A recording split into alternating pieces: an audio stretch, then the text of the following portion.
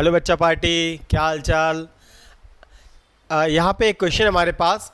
इसमें एक ice cube है, ये हमारा जो हेमीस्फेयर है इसके अंदर है, और यहाँ से स्लाइड करता है और नीचे आते आते यहाँ पे इसकी वेलोसिटी पूछी है कि भाई इसकी वेलोसिटी आइस क्यूब की क्या होगी, है ना। यहाँ पे वेलोसिटी पूछी, इस जगह पे बॉटम पे पूछी है। तो यहाँ पे हाइट है, हाइट को अगर देखोगे किसके बराबर है, चेक करिए। ये हमारे हाइट जो है वो रेडियस के बराबर है। तो ओके, यहाँ पे जो हमारा जो आइस क्यूब है इसको छोड़ा गया है ना, पुश नहीं किया गया, छोड़ा गया है। तो यहाँ पे वेलोसिटी जीरो है, यानी काइनेटिक एनर्जी जीरो है, और पोटेंशियल एनर्जी है कि हाइट है। ग्राउंड पे आने पे क्या है, हाइट नहीं है तो पोटेंशियल एनर्जी नहीं है, और वेलोसिटी है केवल। तो हम क्या करेंगे, इस पॉइंट को अगर मैं ए ले लूँ, इस पॉइंट को बी ले लूँ, और हम कंजर्वेशन ऑफ एनर्जी लगा देंगे कि भैया ए से बी तक आते आते हमारा कंजर्वेशन ऑफ एनर्जी के हिसाब से कैसे सॉल्व होगा क्वेश्चन। तो हम क्या करेंगे भाई कि total energy at A equals to total energy at B, तो total energy at A equals to total energy at B.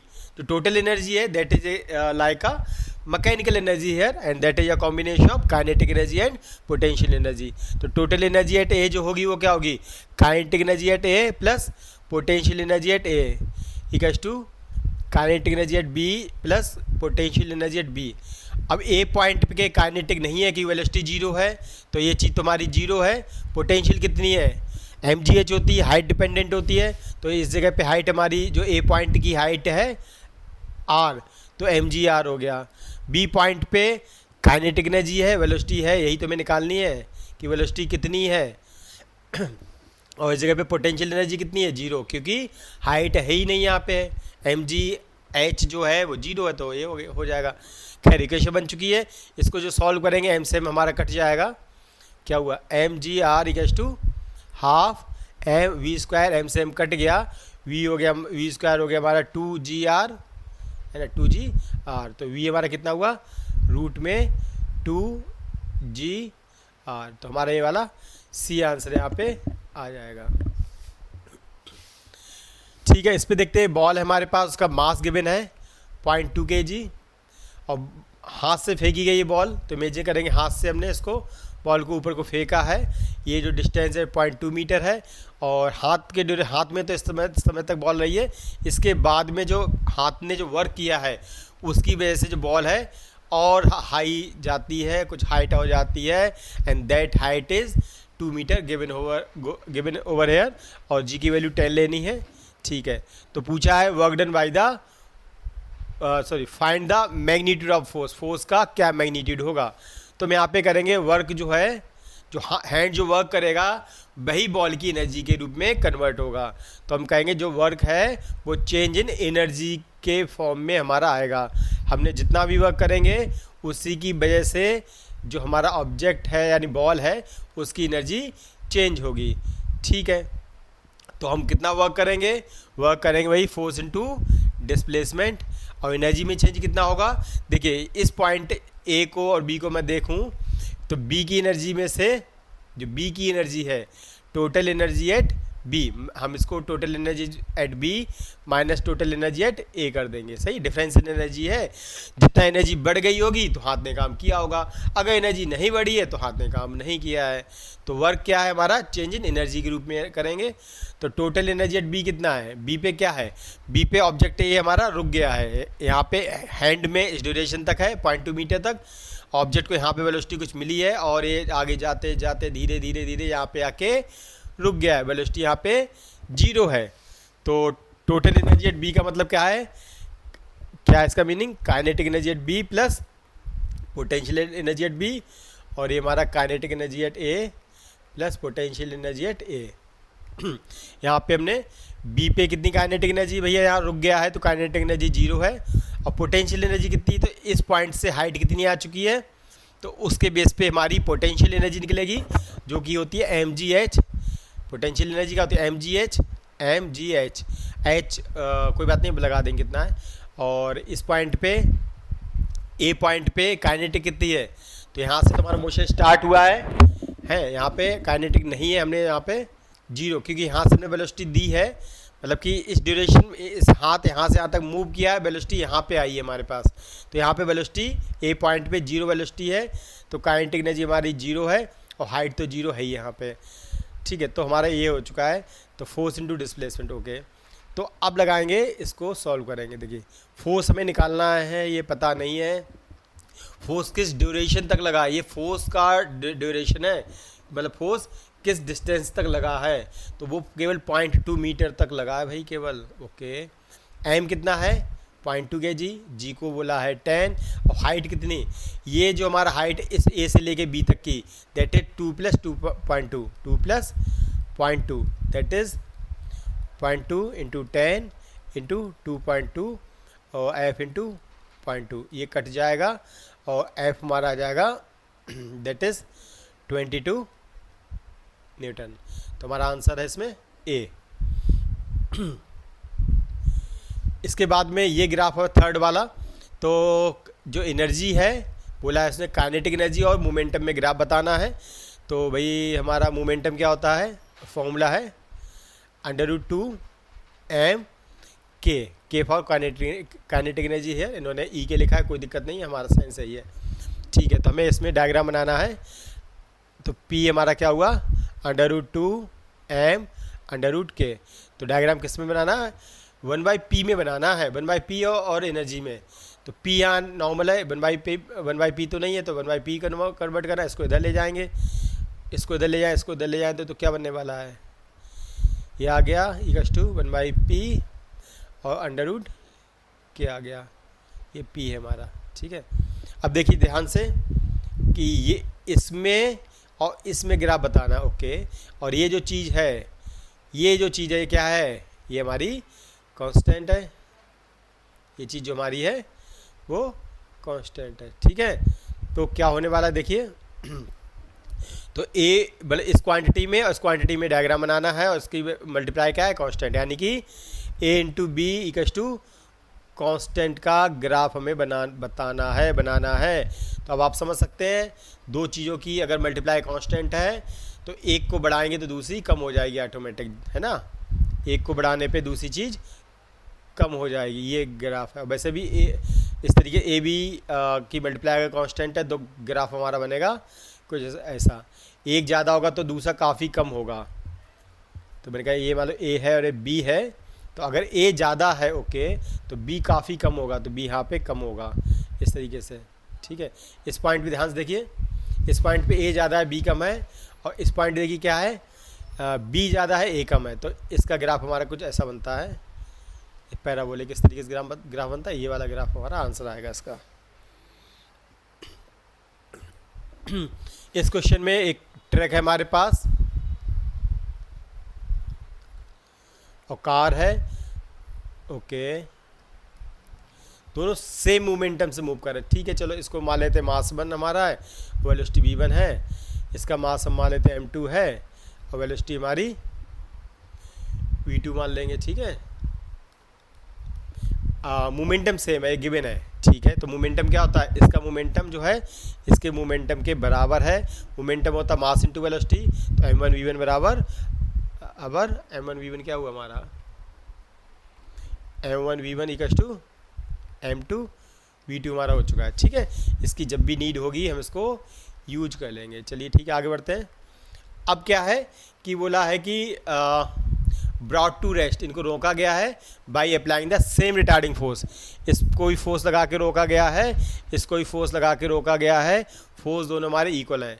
तो जो वेलोसिटी v1 से कहाँ लेके गए हैं, 0 वेलोसिटी तक, इस v2 से कहाँ लेके गए हैं, 0 वेलोसिटी तक। फिर पूछा है कि कौन रुकेगा, रेस्ट में आएगा शॉर्टर डिस्टेंस में, यानी कि डिस्टेंस की बात हो रही है, यहाँ से यहाँ तक जो डिस्टेंस है, तो मैंने कहा भैया यहाँ पे d1 लगेगी और यहाँ पे डिस्टेंस हमारी d2 लगेगी। तो पूछा कौन शॉर्टर है या कौन लॉन्गर है, चलो देख लेते हैं। तो ये हमारा जो ट्रक है v1 से 0 हुआ है इतनी डिस्टेंस में, कार हमारा हुआ है v2 से 0 d2 डिस्टेंस में। तो पूछा है d1 या d2 कौन सा ज़्यादा है कौन सा कम है। ठीक है, तो लगाना क्या चाहिए, ये इनिशियल वेलोसिटी, फाइनल वेलोसिटी और डिस्टेंस। तो फॉर्मूला हमारा बना UVS वाला फॉर्मूला बनेगा, यानी कि v² = you square plus 2as, इस फॉर्मूले का हमें यूज करना है। ठीक है, लगा देते हैं फॉर्मूला भैया। तो वेलोसिटी v क्या है, फाइनल वेलोसिटी जो कि 0 है।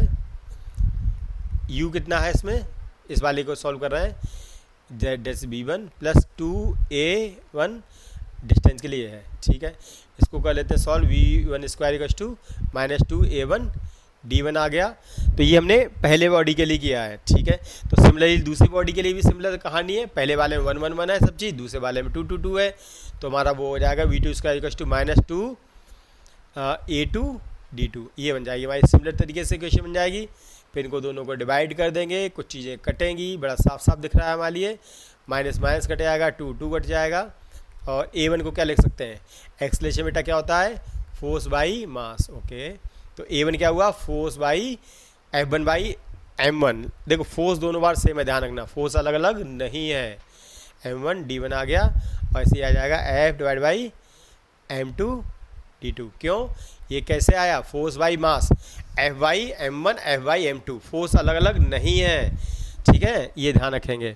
तो हमारा F से F कट जाएगा, तो हमारा आ जाएगा, क्या आएगा, ये m2 ऊपर चला जाएगा, m2 by m1 d1 by d2, ये आ जाएगा। तो हमारी इक्वेशन क्या बन रही, देखिए ध्यान से, हमारी इक्वेशन बन रही है भाई, just a second,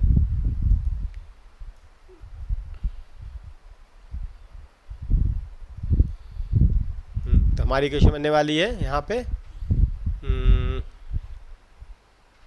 v1 square by v2 square equals to m2 by m1 d1 by d2। हमें d1 d2 को निकालना है। ठीक है, m1 m2 के बारे में आइडिया है, ट्रक का मास ज़्यादा है, उसका मास कम है, लेकिन v1 v2 हमें थोड़ा कंफ्यूज कर रहे हैं, तो हम यहाँ से सॉल्व कर लेते हैं जो इक्वेशन दे रखी है। यहाँ से देखेंगे v1 बाई v2 क्या बनना है, देखिए ज़रा ध्यान से, v1 बाई v2 हमारा बना m2 बाई m1, ये वैल्यू हम यहाँ पे रख देंगे। ये मतलब इक्वेशन, इसको 1 बोल देंगे, इसको 2 बोल देंगे, 1 और 2 को सॉल्व कर लेंगे भाई, है ना। इसको सॉल्व करेंगे तो क्या बनने वाला है, देखिए एक सेकेंड,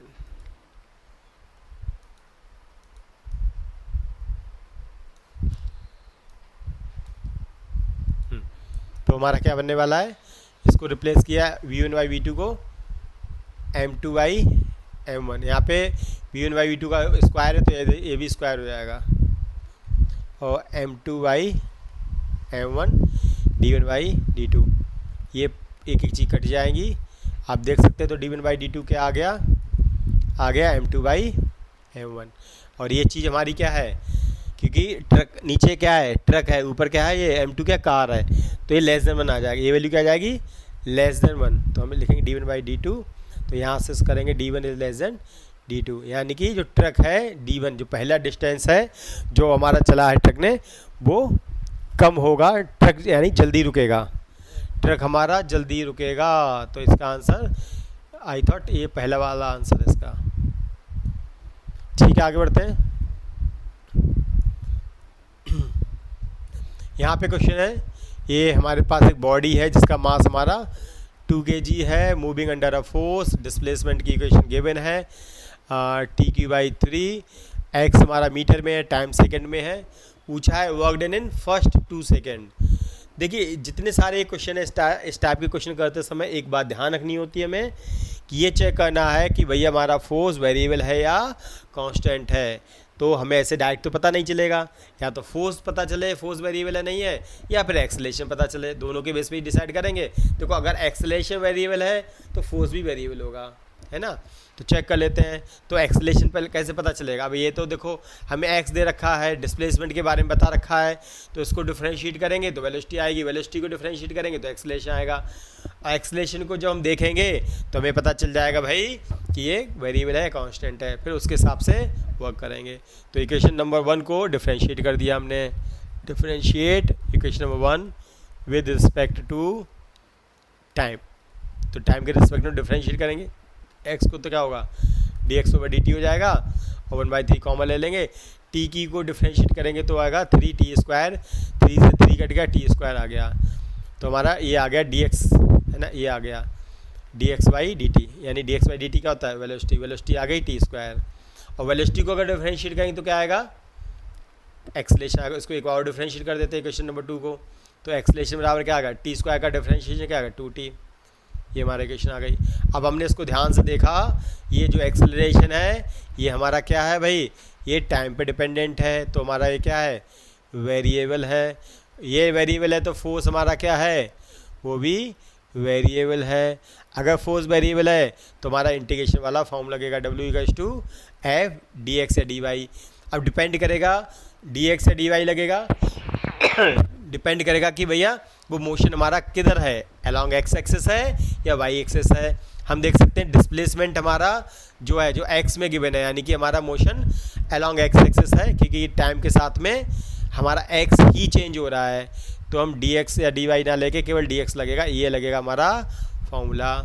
ठीक है, चलिए तो हमने कहा इंटीग्रेशन फोर्स क्या होता है, मास इनटू एक्सेलरेशन। कुल मिला के हमें फोर्स लगाना है, एक्सेलरेशन आ चुका तो फोर्स निकाल सकते हैं, और dx। ओके, मास हमारा कितना है 2, एक्सेलरेशन कितना है 2t, और ये आ गया dx। अब देखो यहाँ पे आ चुका है t में एक्सप्रेशन हमारा और यहाँ x में, तो दोनों एक जैसे होने चाहिए, या तो tt हो या x हो।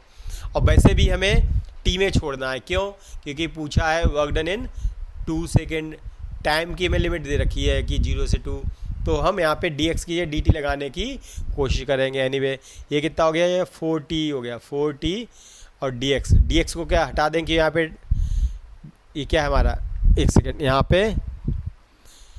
पे dx है, यहाँ पे t है, तो ये मिसमैच कर रहे हैं, तो हमें एक जैसे बनाने दोनों। तो हम क्या कर देंगे, इंटीग्रेशन 4t, dx को क्या लिख सकते हैं, तो यहाँ से लिखिए dx, देखिए ये वाली क्वेश्चन देखिए, dx क्या हो जाएगा, dt इधर चला जाएगा इसके साथ में ना, तो dx क्या हो जाएगा, dx हो जाएगा t square dt।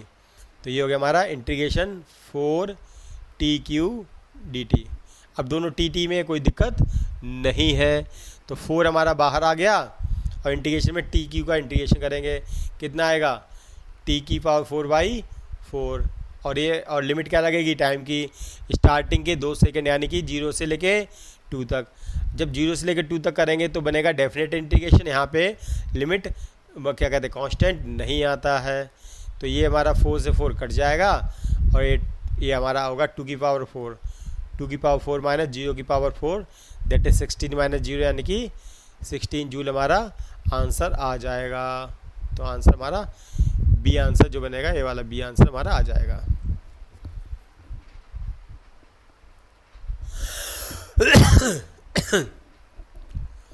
Sixth question में हमसे पूछा है कि भाई वर्क डन बताना है स्टार्टिंग के 1 सेकेंड में, यानी लिमिट हमारी 0 से 1 वाली है, इसमें निकालना है। तो फोर्स तो वेरिएबल है, देखो देख के लग रहा है टाइम डिपेंडेंट है, तो फोर्स हमारा वेरिएबल है, तो हमें वर्क डन निकालना है इसका। ठीक है, तो हमारा फॉर्मूला होगा इंटीग्रेशन F dx होगा बाय डिफ़ॉल्ट, कि अलॉन्ग एक्स एक्सिस लेके चलेंगे बाय डिफ़ॉल्ट, है ना, ये जो तो मेंशन ना किया जाए। ओके, फोर्स की जगह फोर्स लग जाएगा, dx चाहिए हमें, कोई बात नहीं, तो ऐसा करते हैं, अब dx कुछ भी पता ही नहीं वाली, केवल फोर्स f पता है। अगर हम यहाँ पे लगा भी दें, f की वैल्यू 60 लगा दें और dx लगा दें, तो भी सॉल्व होने वाला नहीं है ऐसे तो हमें dx को क्या करना है, dt में रिप्लेस करना कहीं ना कहीं।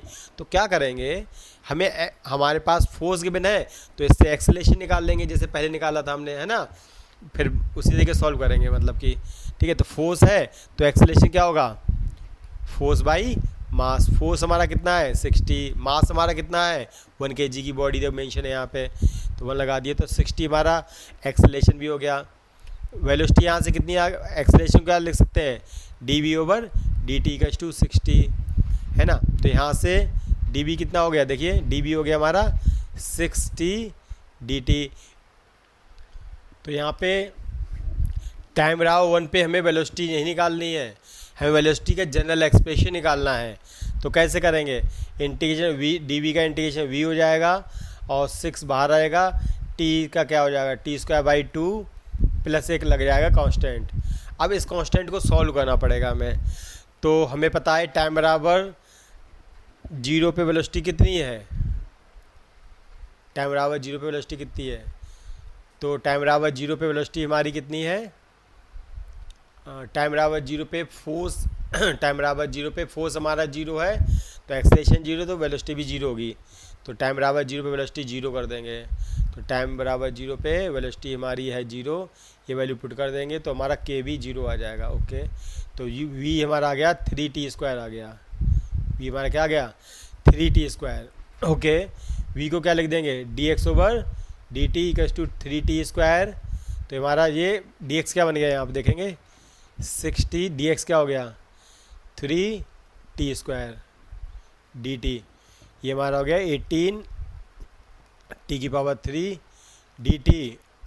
18 t क्यू का इंटीग्रेशन क्या होगा t⁴/4 लिमिट 0 से 1। ओके, तो 18 1/4 - 0/4, तो 18/4 9/2 यानी कि और यानी कि 4.5 जूल। भैया एक पॉइंट इंपॉर्टेंट है यहाँ पे, आपको समझ में आ रहा होगा हमने इसको लिमिट लगा के वी की वैल्यू क्यों नहीं निकाली।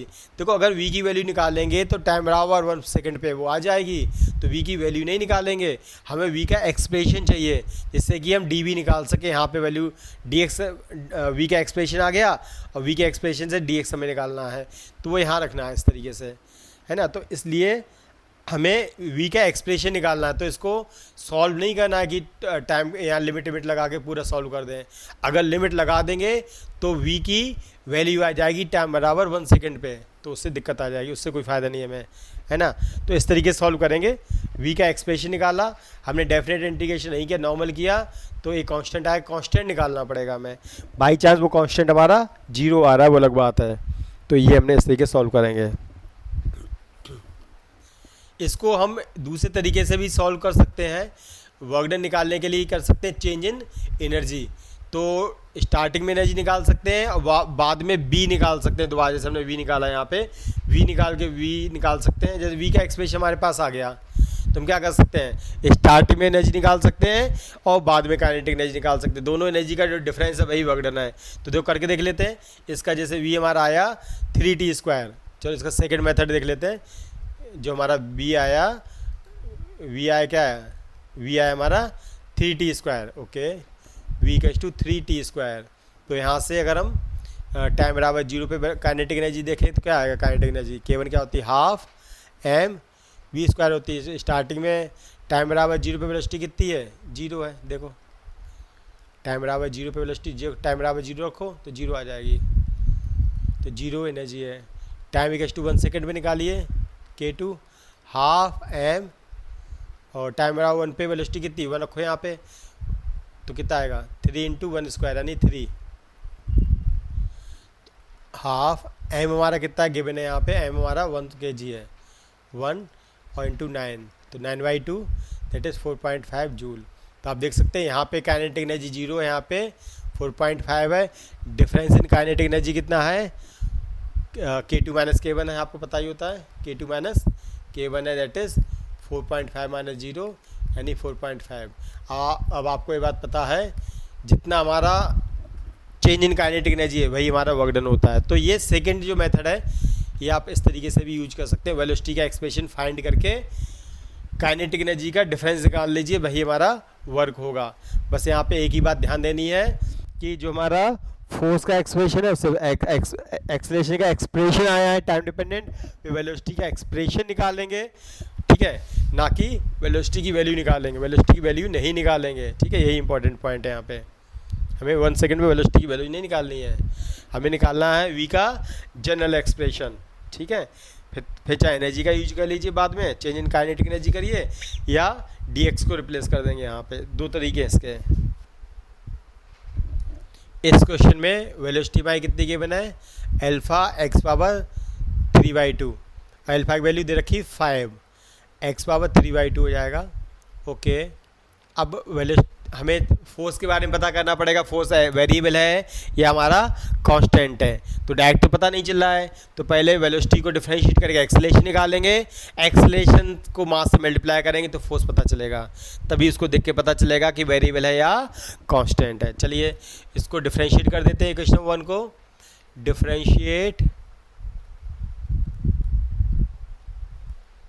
Equation 1 with respect to time के रिस्पेक्ट टू डिफरेंशिएट करेंगे तो हो जाएगा dB/dt = 5। इसको डिफरेंशिएट करेंगे विद रिस्पेक्ट टू टाइम, तो करेंगे D over D T of x power 3/2। अब देखो ये अलग अलग है, ये एक्स और ये टी है, ये ध्यान रखना है, ये गलती हो गई तो गड़बड़ हो जाएगी। तो 5 ये पावर हमारी आगे आ जाएगी, एक वैल्यू इसमें से कम हो जाएगी, एक्स पावर 3/2 -1। और एक बार एक्स का एक बार डिफ्रेंसिएशन और होगा, ये बात ध्यान रखेंगे। ये हो गई वेलोसिटी, एनीवे ये हो गया 15/2 एक्स पावर, ये कितना है हाफ, ओके। और ये क्या है, ये वेलोसिटी है, वेलोसिटी को फिर से यहाँ से रखना पड़ेगा, एनीवे देखिए ध्यान से। तो हो गया 15/2 एक्स पावर हाफ, और वेलोसिटी क्या है, ये फिर से पूरा एक्सप्रेशन यहाँ पे आएगा 5 × एक्स पावर 3/2। सॉल्व करिए इसे, तो ये हो गया 15 × 5 that is 75/2 x power, base same है तो पावर ऐड हो जाएंगी, हाफ प्लस 3/2, तो हमारा ये 4/2 यानी कि 2 हो जाएगा, यानी 75/2 एक्स पावर 2 हो जाएगा। ये ध्यान देना पड़ेगा। तो हमारा एफ हमारा ये हमारा क्या आ चुका है, एक्सेलेरेशन। तो एक्सेलेरेशन वेरिएबल है तो फोर्स भी हमारा वेरिएबल होगा। कितना फोर्स होगा, एम ए, एम कितना है 0.5 को लिख देंगे 1/2, और ये हमारा कितना है 75/2 एक्स स्क्वायर, ये हो गया 75/4 एक्स स्क्वायर, हमारा ये आ गया फोर्स। चूँकि फोर्स हमारा वेरिएबल है तो फॉर्मूला में पता है क्या लगेगा, क्या लगेगा, W=F dx। dx क्यों लगाया, हमारा मोशन हो रहा है अलॉन्ग एक्स एक्सिस, तो फोर्स की लगा दिया 75/4 एक्स स्क्वायर dx, और इंटीग्रेशन लिमिट लगेगी 0 से 2 किसकी, x की, बस सॉल्व हो जाएगा। तो 75/4 एक्स को स्क्वायर का इंटीग्रेशन क्या होगा, x³ हो जाएगा, x³/3, लिमिट क्या लगेंगी 0 से 2, ओके। तो ये हमारा 3 से कट जाएगा, आपको पता है, तो कितना 25 आ जाएगा, 25/4, और ये वैल्यू 2 की पावर 3 यानी कि 8, ये हमारा कट के 2 हो जाएगा, that is 25 × 2 that is 50 work है, तो हमारा आंसर जूल में आएगा।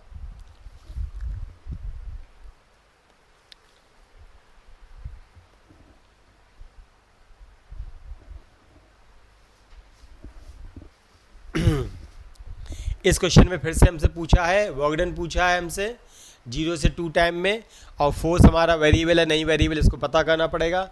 इसको वर्क एनर्जी थ्योरम से भी सॉल्व कर सकते हैं, और हम दूसरे तरीके से भी कर सकते हैं, है ना, जो नॉर्मल की फोर्स हमारा वेरिएबल है या कांस्टेंट है।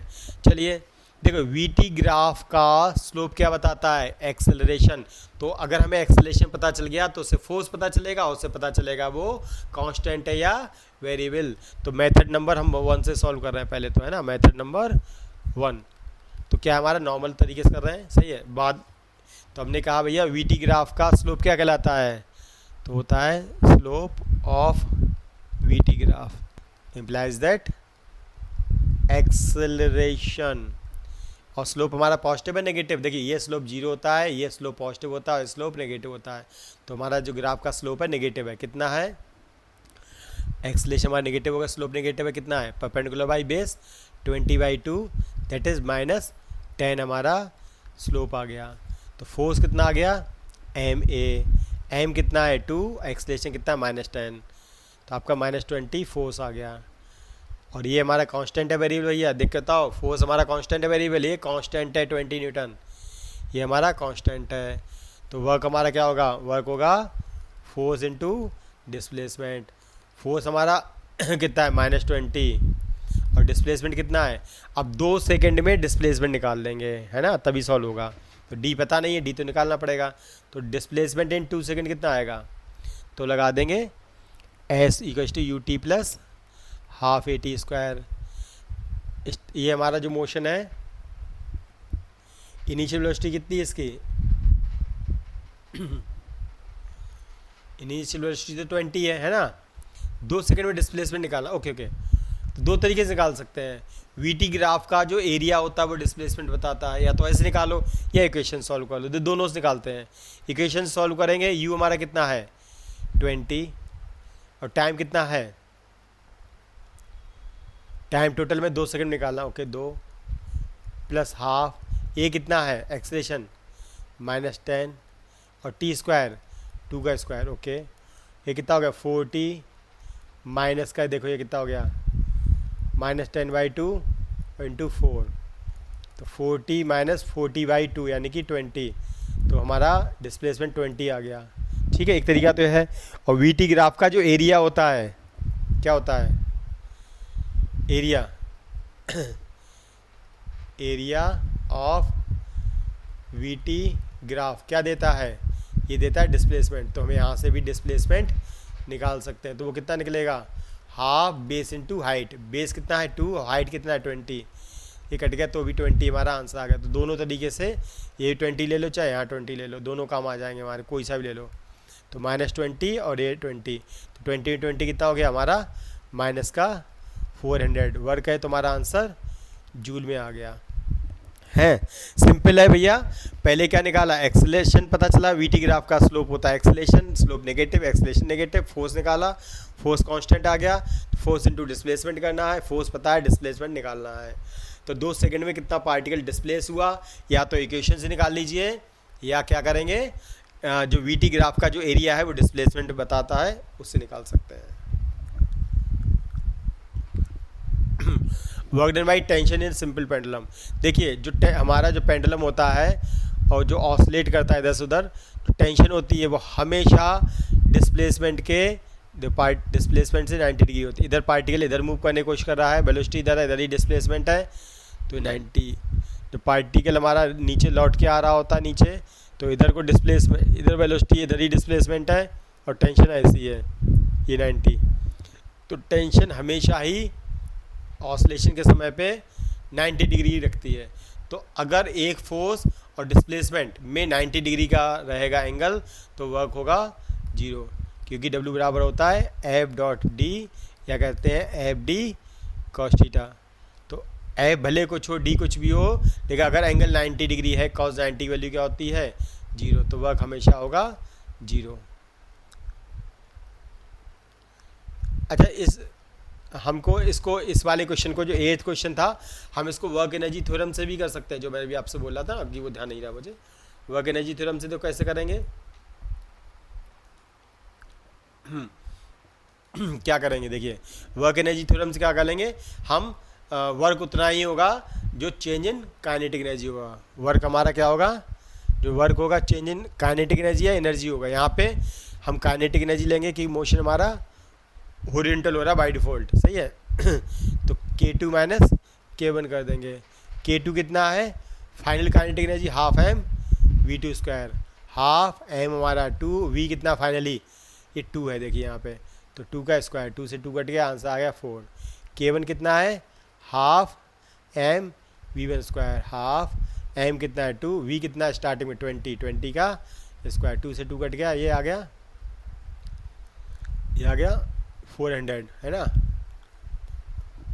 एक सेकेंड, स्टार्टिंग में वेलोसिटी कितनी है, हाँ फाइनल वेलोसिटी देखो, 0 है, ये 2 बोल दिया मैंने। फाइनल वेलोसिटी यहाँ पे टाइम बराबर 2 पे वेलोसिटी 0, इस पॉइंट वेलोसिटी 0 है, देखो ध्यान से, ग्राफ पढ़ना आना चाहिए। टाइम बराबर 0 पे वेलोसिटी 20 है, टाइम बराबर 2 पे वेलोसिटी 0 है। तो हमारी जो टाइम, ये जो वेलोसिटी टाइम बराबर 2 सेकेंड पे वेलोसिटी 0 है, ये 0 है यहाँ पे, तो 0 का स्क्वायर क्या होगा 0। तो हमारी चेंज इन काइनेटिक एनर्जी कितनी आ गई, 400 - 0, दैट इज़ 400।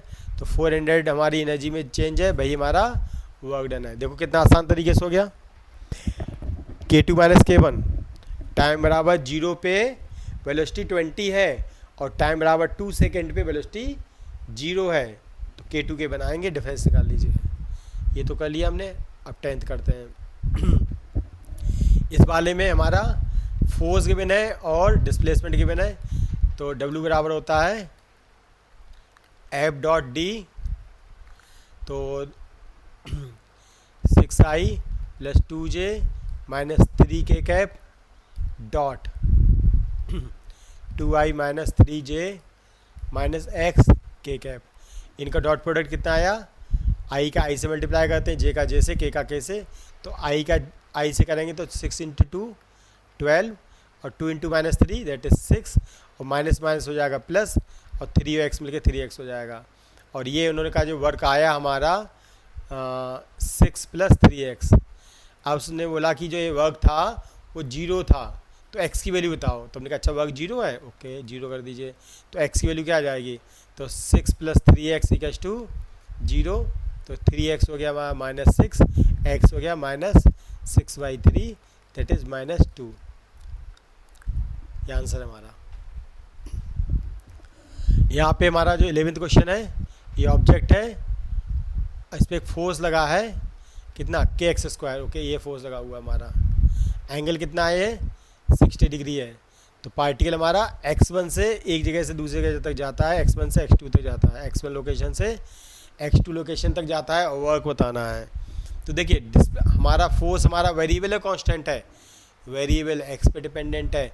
तो फॉर्मूला होगा W=F/dx, ठीक है, ओके। तो फोर्स हमें अलोंग x एक्सिस चाहिए। तो अलोंग x एक्सिस फोर्स कितना है, F cos 60 है, F cos 60। F कितना है, गिवन है kx² और cos 60 वैल्यू होती है sin 30 के बराबर। तो हो गया kx²/2, इतना फोर्स हो गया। यहाँ लगा देंगे इंटीग्रेशन kx²/2 और dx। अब कोई दिक्कत नहीं, दोनों एक जैसे हो गए, x है तो कोई दिक्कत नहीं है। k/2 x² का इंटीग्रेशन x³ लिमिट लगेंगी हमारी कहाँ से, x1 से x2। ये क्या होगा, 3 और 2 मिलके क्या हो गया, 6 हो गया, k/6 और x³ लिमिट लगेगी x1 से x2। तो आप समझ सकते हैं k/6 x2 का क्यूब माइनस x1 क्यूब। ये हमारा answer, that is C answer.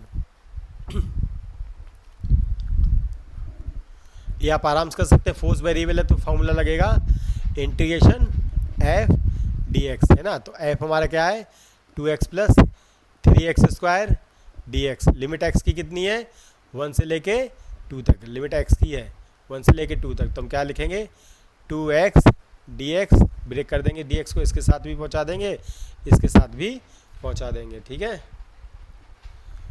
Plus 3x² dx, 1 से 2, 1 से 2। तो 2x का इंटीग्रेशन होगा x²/2, 1 से 2, प्लस यहाँ पे 3x³ का होगा x² का होगा x³ 1 से 2, 3 से 3 कटेगा, 2 से 2 कटेगा, लिमिट लगा देंगे। तो 2 का स्क्वायर माइनस 1 का स्क्वायर प्लस 2 का क्यूब माइनस 1 का क्यूब, सॉल्व कर लेंगे। ये 4 - 1 यानी कि 3 प्लस ये 8 - 1 यानी कि 7, that is 10 joule. Answer D हमारा होगा।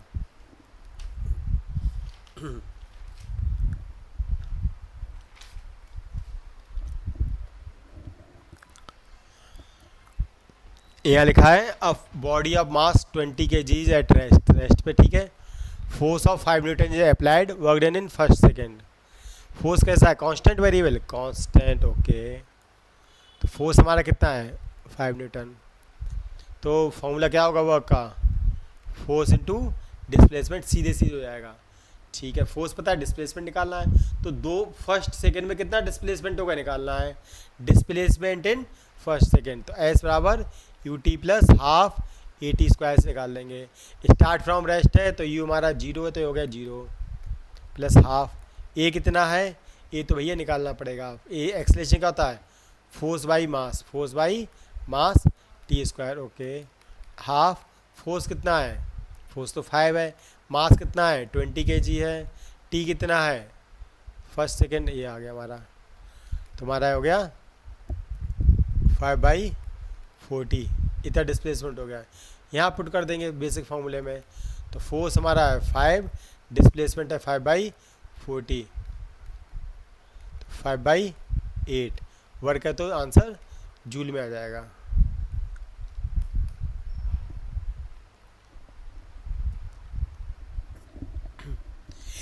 फोर्स हमारा 800 newton is applied to a car to bring it to rest in a distance of this.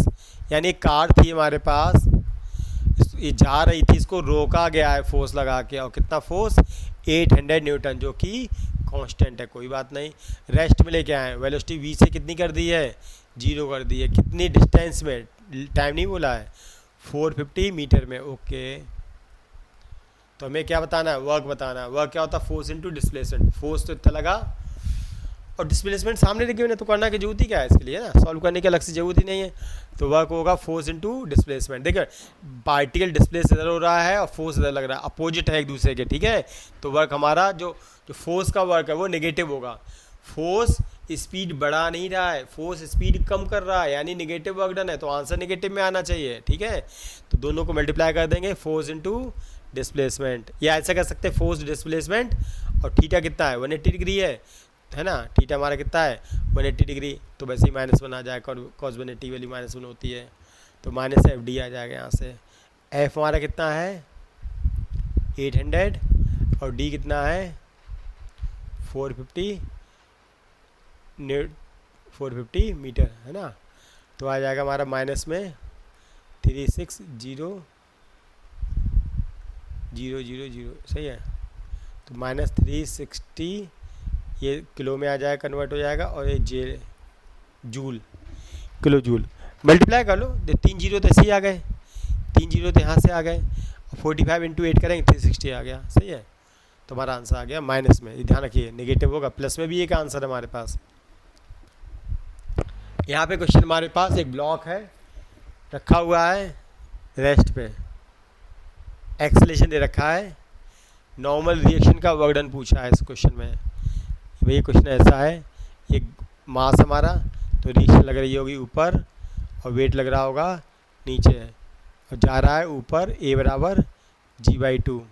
तो वर्क डन किसका पूछा है नॉर्मल रिएक्शन का, तो नॉर्मल रिएक्शन तो हमें पहले तो नॉर्मल रिएक्शन निकालनी है और इतना डिस्प्लेसमेंट निकालना है, दोनों का मल्टीप्लाई कर देंगे तो हमारा क्या आएगा वर्क आएगा, ठीक है। तो पहले ये चेक करना है भैया नॉर्मल रिएक्शन हमारी वेरिएबल है कांस्टेंट है, एनीवे तो ऑब्जेक्ट ऊपर जा रहा है तो ये ज़्यादा और ये कम, तो हमारा क्या होगा एफ नेट बराबर एम ए लगा देंगे, है ना। तो एफ नेट कितना हो गया हमारा, यहाँ पे हो गया एफ नेट हो गया आर माइनस एम जी का टू एम ए, एम और ए कितना है G/2, तो आर हो गया mg + mg/2, तो 3/2 mg आ गया हमारा, ठीक है। इतना आ गया यार, जो कि कांस्टेंट है, तो वर्क का फॉर्मूला लगेगा डायरेक्ट फोर्स इनटू डिस्प्लेसमेंट, ये फॉर्मूला लग जाएगा। फोर्स की जगह क्या है रिएक्शन है, फोर्स क्या अपनी जगह है रिएक्शन इनटू डिस्प्लेसमेंट, तो हमें रिएक्शन तो पता है बट डिस्प्लेसमेंट और निकाल लेंगे तो हमारा काम चल जाएगा। तो हमें निकालना है डिस्प्लेसमेंट इन टी टाइम, क्योंकि यहाँ पे वर्क डन पूछा है, टाइम के बारे में बताया नहीं, खाली बताया टी टाइम यूज करना है, तो डिस्प्लेसमेंट इन टी टाइम निकाल लेंगे, वो यहाँ पुट कर देंगे। रिएक्शन तो पता ही है, डिस्प्लेसमेंट इन टी टाइम यहाँ लगा देंगे, डिस्प्लेसमेंट इन टाइम टी, तो हम लगा देंगे ऐसे का you T plus half AT², start from rest बोला तो ये 0 हो गया, हाफ ए कितना है हमारे पास एक्सलेशन G/2 और T², तो GT²/4, इतना डिस्प्लेसमेंट और इतना रिएक्शन फोर्स दोनों मल्टीप्लाई करके इक्वेशन नंबर 1 का सॉल्व कर लेंगे। तो W हो जाएगा RD, R कितना है 3/2 mg और GT²/4, तो हो गया हमारा 3/8 mg²T², ये हमारा है 3/8 आया mg²T² ये। और वर्क डन रिएक्शन का क्या हो, नेगेटिव तो हो ही नहीं सकता, क्यों रिएक्शन भी ऊपर लग रही है, ऑब्जेक्ट ऊपर ही जा रहा है, तो वर्क डन इसका पॉजिटिव है, तो नेगेटिव आंसर तो वैसे भी नहीं आएगा और आंसर आएगा बी। ठीक है, इस क्वेश्चन को दो तरीके से कर सकते हैं, जो हमारा फोर्स है वो अलॉन्ग एक्स एक्सेस भी है अलॉन्ग वाई एक्सेस भी, तो उसको फोर्स को दो पार्ट में डिवाइड कर लेंगे। तो फोर्स हम कर लेंगे, एक तो अलॉन्ग एक्सेस कितना है तो 3x², इसको लेके सॉल्व कर लेंगे, वर्क डन निकाल लेंगे। और दूसरा फोर्स हमारा किधर है अलॉन्ग वाई एक्सेस, कितना है 2y, ये हमारा अलॉन्ग वाई एक्सेस है। और अलॉन्ग एक्स एक्सेस कितनी वो लगानी, लिमिट लगानी है, R1 से R2 जा रहा है, तो R1 से ये 2y से कितना हो रहा है 4j हो रहा है, तो हमें लिमिट लगानी है, x की लिमिट लगानी है 2 से लेके 4 लगानी है यहाँ पे।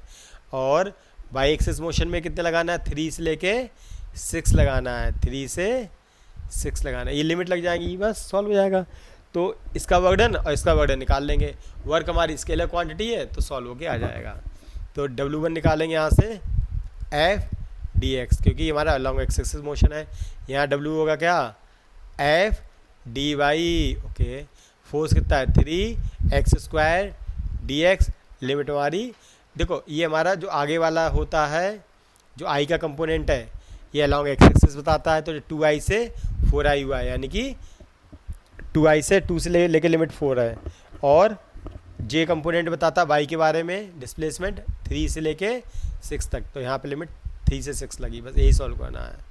लिमिट हमारी 2 से 4 बाद में लगा देंगे, तो 3x² का इंटीग्रेशन कितना हुआ x³ 3, लिमिट 2 से 4, 3 से 3 कट गया, तो ये पुट लिमिट लगा देंगे, तो 4 की पावर 3 माइनस 2 की पावर 3, यानी कि 64 माइनस 8 है ना, तो कितना हुआ 4 इधर हुआ, वो 4 इधर, 56 जूल आ गया।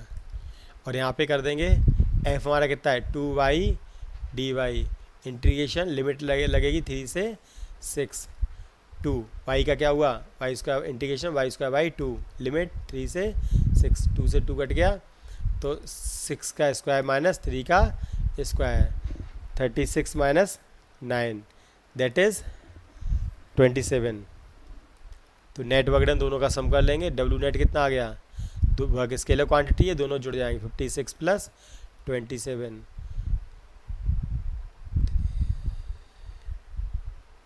83 जूल, है ना। इस तरीके से करेंगे। देखिए जो वर्क जो फोर्स हमारा वो अलॉन्ग एक्स एक्सिस भी है, अलॉन्ग वाई एक्सिस भी है, तो हमारा वर्क डन एक तो अलॉन्ग एक्स एक्सिस से निकलेगा एफ डी एक्स से, और दूसरा एफ डी वाई से निकलेगा। और ये इंटीग्रेशन क्यों निकलेगा ऐसा, क्योंकि ये फोर्स हमारा ना तो अलॉन्ग एक्स एक्सिस कांस्टेंट है ना वाई एक्सिस कांस्टेंट है, इंटीग्रेशन वाले फॉर्म लगेंगे, और लिमिट भी हमारी एक्स की लिमिट लगेंगी एक बार और एक बार वाई की लगेंगी, दोनों को निकाल लेंगे और दोनों को सम कर देंगे। हाँ, तो हमारे यहाँ से वर्क बताना है, फोर्स गिवन है और डिस्प्लेसमेंट r1 से r2, तो नेट डिस्प्लेसमेंट निकाल लेंगे। तो हमारा क्या है, हमें r1 से r2 तक गया है तो r12 निकालना होता है, 1 से 2 गया है ऑब्जेक्ट हमारा, तो r12 निकालना है, ये होता है r2 माइनस r1, बस इस तरीके से निकालेंगे।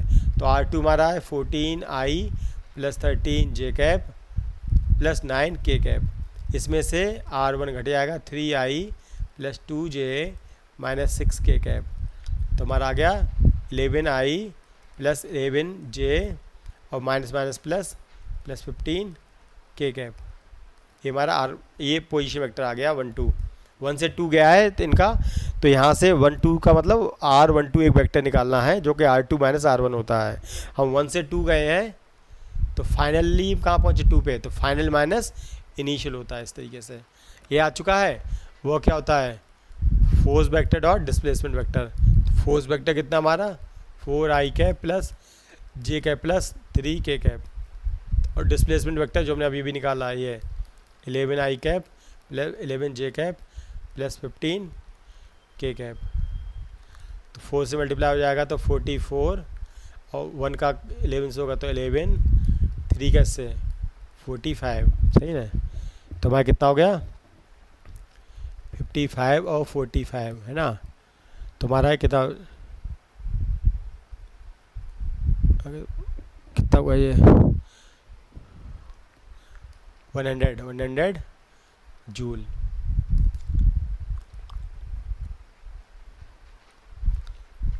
ब्लॉक मास एम है हमारा, स्मूथ सरफेस पर रखा हुआ है, कांस्टेंट हॉरिजॉन्टल फोर्स कांस्टेंट है लगा हुआ है, और टी टाइम अभी यानी पहले रखा था तो वेलोसिटी कितनी थी u बराबर 0 थी, बाद में लगते लगते इसकी वेलोसिटी कितनी हो गई v0, यानी लगे वेलोसिटी आगे आके बढ़ के कितनी हो गई है v0 हो गई है आफ्टर टाइम t, ये t0, यहाँ से लेके यहाँ तक टाइम कितना लगा है t0।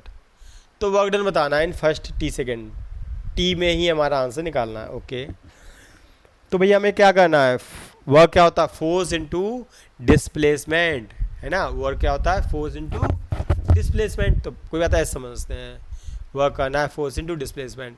तो एक तो हमें फोर्स निकालना है और t0 टाइम में डिस्प्लेसमेंट निकालना है, तो काम चल जाएगा।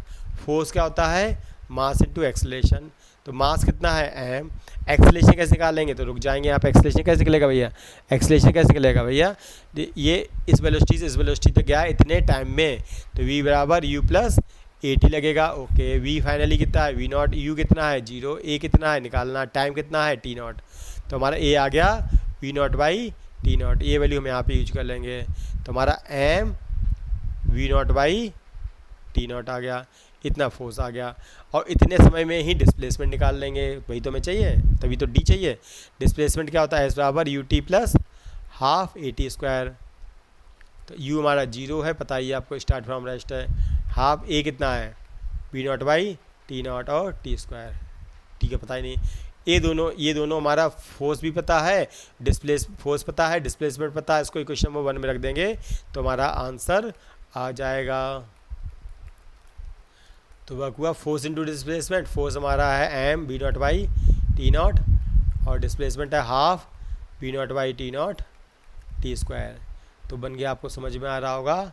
एम तो नीचे तो 2 आएगा, M B naught square, M B naught square, नीचे 2 आएगा, नीचे तो 2 जिसमें आ गया, इसमें 2 नहीं है, इसमें 2 नहीं, ओके, और नीचे टी नॉट स्क्वायर, सब कुछ एक जैसा, क्या चाहिए टी नॉट, यहाँ पे हमारे वाले में देखिए ये इससे मैच कर रहा है पहले वाले से, M B naught square T naught T square, नीचे 2 टी नॉट स्क्वायर, यानी नीचे टी नॉट स्क्वायर, ओके, ये आंसर आ गया, है ना, सिंपल तरीका, force into displacement, force constant है, मास इनटू एक्सेलेरेशन, एक्सेलेरेशन चाहिए वहाँ से निकाला, वहाँ पुट कर दिया, डिस्प्लेसमेंट निकाला, वो निकाला, दोनों को मल्टीप्लाई करके सॉल्व कर लिया।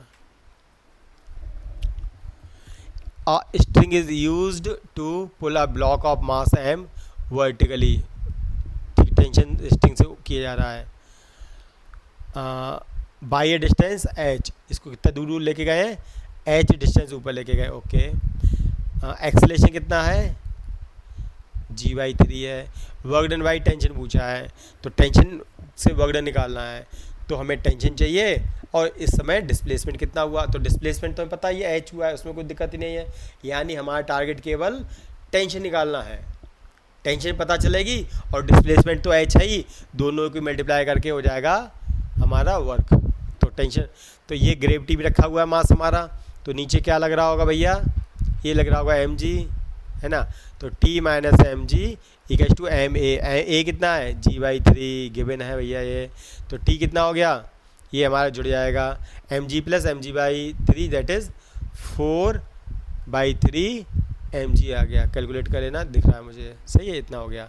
चलिए, और डिस्प्लेसमेंट हमारे पास कितना है h है, तो मल्टीप्लाई कर दें, क्या दिक्कत है, वह क्या हुआ फोर्स इनटू डिस्प्लेसमेंट, फोर्स का मतलब यहाँ पे टेंशन से है 4/3 mg और हाइट कितनी h है हमारे पास, तो 4/3 mgh, आंसर होगा ये 19।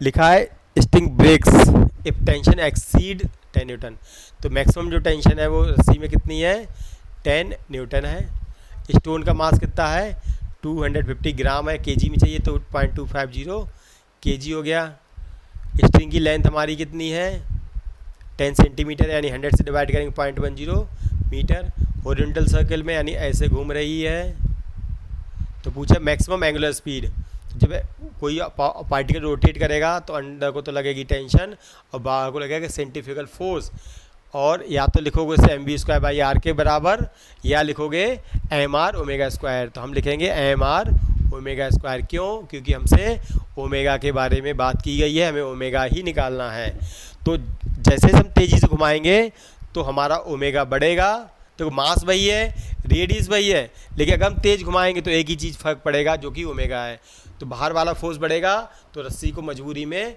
बढ़ना पड़ेगा, रस्सी की जो टेंशन है उसको बढ़ना पड़ेगा, एक लिमिट तक ही मैक्सिमम रस्सी की जो टेंशन है 10 तक जा सकती है, उसके बियॉन्ड नहीं जा सकती, उससे ज़्यादा जाएगी तो रस्सी टूट जाएगी, तो हम कहेंगे ओमेगा की मैक्सिमम वैल्यू के लिए टेंशन की मैक्सिमम वैल्यू चाहिए। वैसे भी सर्कुलर मोशन में सेंटीपिटल फोर्स और सेंट्रीफ्यूगल फोर्स बराबर होते हैं, तो मैंने कहा टी बराबर mr ओमेगा स्क्वायर कर दिया, मुझे ओमेगा मैक्सिमम चाहिए तो मैं कहूँगा टी भी मेरा उससे मैक्सिमम होगा, तभी ऐसा हो सकता है कि दोनों आमने सामने लीनियर मतलब कि प्रोपोर्शनल है, तो ये लगा दिया, m हमारा कितना है 0.250, जीरो का मतलब कुछ नहीं है यहाँ पे, r का मतलब जो लेंथ है रस्सी की वही यहाँ पे रेडियस का काम करेगी, तो 0.1 लिख सकते हैं ओमेगा स्क्वायर, तो ओमेगा स्क्वायर को सॉल्व करना है तो ओमेगा निकालना है, तो 10/0.250 इंटू 0.1, अब इसको सॉल्व कर लेंगे तो क्या करेंगे, पॉइंट हटा के जीरो हो जाएगा और ये पॉइंट हटा के 2 जीरो आ जाएंगे, तो 25 से कट जाएगा, ये आ गया और ये हमारा 400 आ गया। ये हमारा ओमेगा स्क्वायर आया है ना, ओमेगा स्क्वायर 400 आ गया, 100 आ गया, तो ओमेगा पावर 20 आ गया रेडियन पर सेकेंड।